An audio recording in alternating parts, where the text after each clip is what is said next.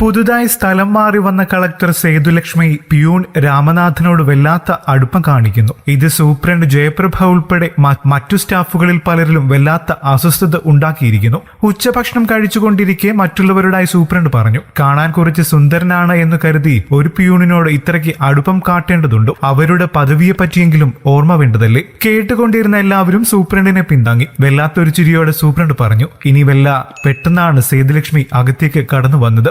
കളക്ടറെ പെട്ടെന്ന് മുന്നിൽ കണ്ടതും സൂപ്രണ്ട് ഉൾപ്പെടെ എല്ലാവരും ഇരുന്നിടത്തു നിന്നും എഴുന്നേറ്റു. ചെറിയ പുഞ്ചിരിയോടെ അവർ പറഞ്ഞു, എല്ലാവരും ഇരിക്കണം. ഭക്ഷണം കഴിച്ചുകൊണ്ടിരിക്കുമ്പോൾ ഇനി കടന്നു വരുന്നത് ആര് തന്നെ ആയാലും നമ്മൾ അവരെ എഴുന്നേറ്റ് നിന്ന് ബഹുമാനിക്കേണ്ട ആവശ്യമില്ല. പിന്നെ നിങ്ങൾ സംസാരിച്ചതെല്ലാം അവിചാരിതമായാണെങ്കിലും ഞാൻ കേൾക്കാനിടയായതുകൊണ്ടാണ് ഇങ്ങോട്ട് കയറി വന്നത്. പിയൂണ് രാമനാഥനോട് എനിക്കുള്ള അടുപ്പത്തെ പറ്റിയുള്ള നിങ്ങളുടെ സംശയം തീർത്തു കളയാമെന്ന് കരുതി. നിങ്ങൾ സംശയിക്കുന്നത് പോലെ രാമനാഥൻ എന്റെ കാമുകനൊന്നുമല്ല. എന്റെ ഭർത്താവാണ് അദ്ദേഹം. എന്താ വിശ്വാസം വരുന്നില്ലേ നിങ്ങൾക്ക്? ഞാൻ ഡിഗ്രിക്ക് പഠിക്കുന്ന സമയത്താണ് ഏട്ടന്റെ ആലോചന വരുന്നത്. ഞങ്ങൾ 3 പെൺകുട്ടികളിൽ മൂത്ത കുട്ടിയായിരുന്നു ഞാൻ. സ്ത്രീധനമൊന്നും ആവശ്യപ്പെടാതെ വന്ന സർക്കാർ ജോലിക്കാരന്റെ ആലോചന. തുടർന്ന് പഠിക്കണം, അതുമാത്രമായിരുന്നു എന്റെ ആഗ്രഹം. എന്റെ ആഗ്രഹത്തിന് ഏട്ടൻ ഒരു എതിർപ്പും പറഞ്ഞില്ല. അധികം താമസിയാതെ ഞങ്ങളുടെ വിവാഹവും നടന്നു.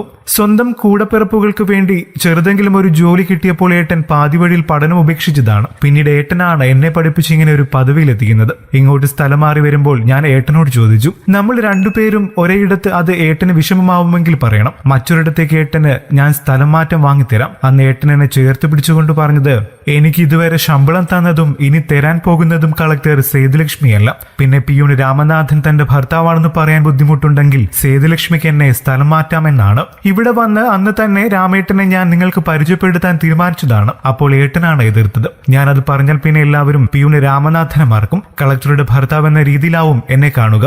അത് വേണ്ട, അറിയുമ്പോൾ അറിയട്ടെ. നമ്മൾ അറിയേണ്ടെന്ന് പറഞ്ഞപ്പോൾ സങ്കടത്തോടെയാണെങ്കിലും ഞാൻ ആ തീരുമാനത്തിൽ നിന്നും പിന്മാറി. അന്നത് പറയാതിരുന്നത് വലിയ തെറ്റായിപ്പോയെന്ന് ഇപ്പോൾ എനിക്ക് തോന്നുന്നു. കാരണം ഞങ്ങളുടെ ഇടയിൽ നടക്കുന്നത് അവിഹിതമാണെന്ന് വരെ നിങ്ങൾ കണ്ടെത്തി. ഒരു കാര്യം നിങ്ങൾ എല്ലാവരും ഓർക്കണം, നമ്മൾ വന്ന വഴി അതൊരിക്കലും മറക്കരുത്.